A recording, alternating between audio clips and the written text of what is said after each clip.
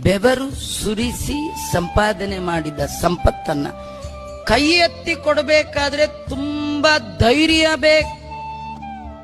ದೇವರಲ್ಲಿ ಅಪಾರವಾದ ನಂಬಿಕೆ ಬೇಕು. ಕೆಲವರು ಹೀಗಂತಿರ್ತಾರೆ, ಕೊಡುವಾಗ ಕೊಟ್ಬಿಡ್ಬೋದ್ರಿ, ನಾಳೆಗೆ ಏನ್ ಮಾಡ್ತೀರಿ, ಇವತ್ತೇನೋ ಕೊಟ್ಬಿಡ್ತೀರಿ, ನಾಳೆ ಅಲ್ವಾ? ಹಾಗನ್ಬೇಡಿ. ನಾಳೆಗೆ ಇರ್ತೀರಿ ಅಂತ ಏನ್ ಗ್ಯಾರಂಟಿ? ಇವತ್ ಕೊಟ್ಟ ದೇವರು ನಾಳೆ ಕೊಡದೆ ಇರ್ತಾನ? ಇವತ್ತೇನ್ ನೀವು ಬರುವಾಗ ತಂದಿದ್ರಾ? ಇವತ್ತು ಅವನೇ ಕೊಟ್ಟದ್ದಲ್ವಾ? ಕೊಡ್ಬೇಕು ಅಂತಿದ್ರೆ ನಾಳೆನೂ ಕೊಡ್ತಾನೆ. ಹರಿಯ ಕರುಣದಳಾದ ಭಾಗ್ಯವ ಹರಿ ಸಮರ್ಪಣೆ ಮಾಡಿ ಬದುಕಿರೋ ಭಗವಂತ ಕೊಟ್ಟದ್ದು. ಕೊಡುವ ಕರ್ತೃ ಬೇರೆ ಇರುತ್ತಿರೆ ಬಿಡು ಬಿಡು ಚಿಂತೆಯನು. ದಾಸರು ಹೇಳ್ತಾರೆ, ಕೊಡುವವನು ನೀನು, ಕೊಂಬುವನು ನಾನು. ದೇವರು ಕೊಡೋನು.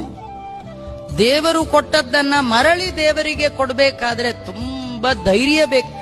ಧೈರ್ಯ ಅಂದ್ರೆ